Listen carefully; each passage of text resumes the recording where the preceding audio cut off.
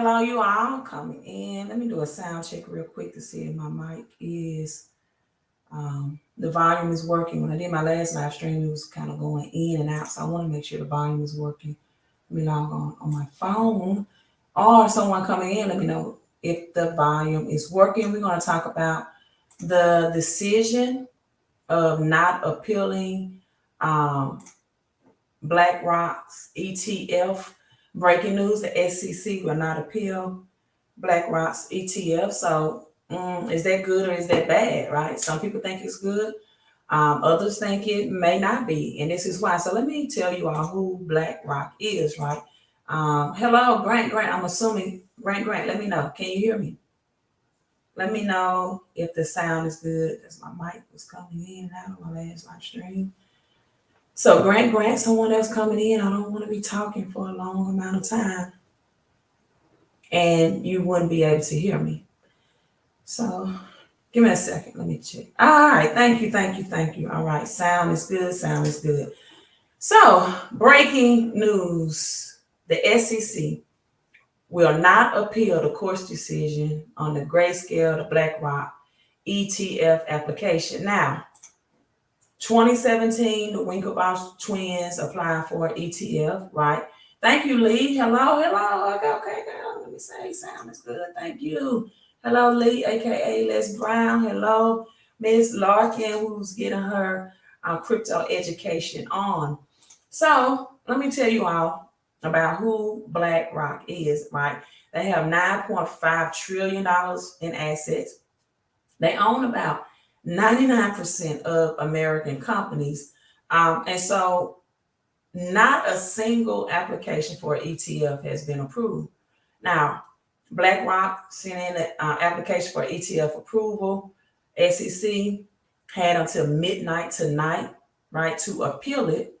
And the SEC decided not to appeal the BlackRock application. Now, an ETF is an investment product that's tied to a commodity. This is why I've been talking to you all about commodities, especially entering into World War III, right? The importance of having commodities and money like gold, physical silver, oil, gas, natural products, right? Commodities. So Bitcoin is considered a commodity. It is considered a crypto digital commodity. This called crypto gold. And so an investment in Bitcoin, an ETF is an investment in Bitcoin without actually holding the Bitcoin itself. So for example, if you right had an ETF in gold or silver, you will not actually hold the physical product itself. And I am always an advocate of holding the physical product. This will help people who do not put their crypto on their own hard wallet or their keys, right? Not your keys, not your crypto. So you can get these ETFs and not own or hold the actual Bitcoin for themselves. It's good for people who don't store keys. And but at the same time, at the same token, this will make Bitcoin become more monopolized, in my opinion. When you have a big institution like BlackRock that's able to come in and buy the actual Bitcoin because they have to have the actual Bitcoin in order to sell the ETFs. And so when you have an institution like BlackRock that will come in and buy the actual Bitcoin, that defeats the purpose of Bitcoin that was created to be a peer-to-peer transaction for the poor working class and the middle class. So if you're not earning over 250,000 a year or have millions in assets, this is really going to price you out and being able to get Bitcoin. And this is not good for the everyday retail investors. And again, upon the news, let's see how the crypto market has reacted. A little bit of, a little pump, not anything big, but we do see green in the market as a result of this news that's announced. And Maker has the biggest gains right now. And so, yeah, Bitcoin, SEC outside of grayscale ruling, they are not going to appeal it. However, yeah, Maker is up 5%. That's about the biggest gains. However, many people think this is good for Bitcoin because it will bring in the more buying of Bitcoin, which will eventually pump it. There are also some prediction that Bitcoin could, before the Bitcoin halving happens, um, could reach to 100K. I'm not sure about that, but let's look closely at the update. USA Gold membership says USA said no self custody. So no self custody of Bitcoin is what you're saying. SEC outside of grayscale ruling appeal as the week ends. And now this does not mean that the SEC cannot bring in a new filing, right? It is, let me read this on this. All right. So they're opting out, but this does not mean that the SEC cannot request a new hearing. It might boost the industry optimism for spot Bitcoin ETF, but a quick approval is not guaranteed. However, if the SEC does not request a new hearing, this means that within 7 days, BlackRock will start working with the SEC on their ETFs project. So we'll just have to wait and see. The SEC could reevaluate and potentially deny the application on different grounds. That can lead to a new renewal battle. And again, this does not have to ensure a quick approval. They could bring in a new, I guess without, it will, pursuing an appeal on this, but they can bring in or request a new hearing. So, hey, I guess for right now, if you're a Bitcoin holder, if you have your keys, this is great news for you because you do have the original Bitcoin.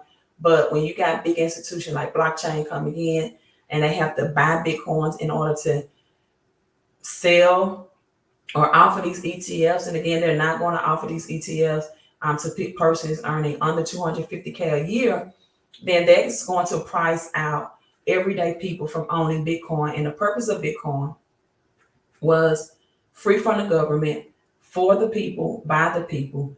But when big institutions come in and start, buying Bitcoin for ETFs purposes, it's going to make it more monopolized. And this is why I started in 2018 when I found out about Bitcoin. I came in late, right? I came in late in 2018, but this is why when I found out about Bitcoin in 2018, I began to educate and teach people on it. Again, the same comparison to having silver and gold ETFs where you don't actually have the real silver. You're not in control. You're not in possession. So, people, crypto, especially Bitcoin halving, is about to, I believe, take off. And as these big institutions come in, and this is off topic, on topic, but also I want you all to know as well, I'm about to end the live stream, is that the IRS, Internal Revenue Services, announced that it will increase their audits for the 2021 tax return. I don't know why this article is not showing up as well, thanks to additional staff. So the news on that is that the IRS will begin increasing its scrutiny on American citizens looking to bring more cash into federal offices. So they need more cash. So you have gig workers in 2021, according to this article, who did not report their finances. And they're specifically going to go to try to bring in 688 billion claims of taxpayers who still owe from 2021, who have not paid. And this is largely the result of the economic growth during President Trump's administration. So it is saying nearly 80%, 552 billions, come from income the government claimed that was underreported. The rest is due to taxpayers who never filed a 2021 return or did but owed taxes that year that still remain unpaid. The IRS also said that some of the issue derives from the shift to a gig economy in the United States, in which fewer workers have taxes withheld from their paychecks, resulting in a greater non-compliance with the tax laws. So the IRS is saying this is about to change. They hired additional staff, and they're going to go back and audit some people from 2021 to try to retrieve, billions in back taxes. Also, they made a claim that Microsoft owes 29 billion in taxes. So, as Deion Sanders would say, "I'm coming." Hey, the IRS is saying, "I'm coming" as well. You know, $33 trillion in debt. Where do they go to fund the war and to help with the economy? They go hit the taxes of the American people. And this is why I have been also educating about the power of having a home-based digital business. You can go to milliemoves.com. You get over 475 tax deductions where you can turn your home expenses into business, legitimate business tax deductions to help you bring more money home out of your paycheck and legally, morally, and ethically pay less in federal taxes to the government. So a little pump against for that ETF decision not to appeal, just a little bit. But again, it does not mean that the SEC cannot bring a new hearing and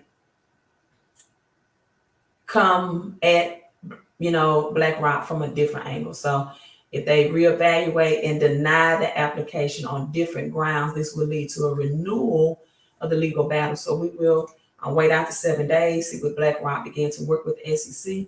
If so, for those who hold Bitcoins, in the long term, this will mean a big pump, could mean a big pump into Bitcoin, as you have BlackRock that has to buy the actual Bitcoin to back these ETFs that they will offer.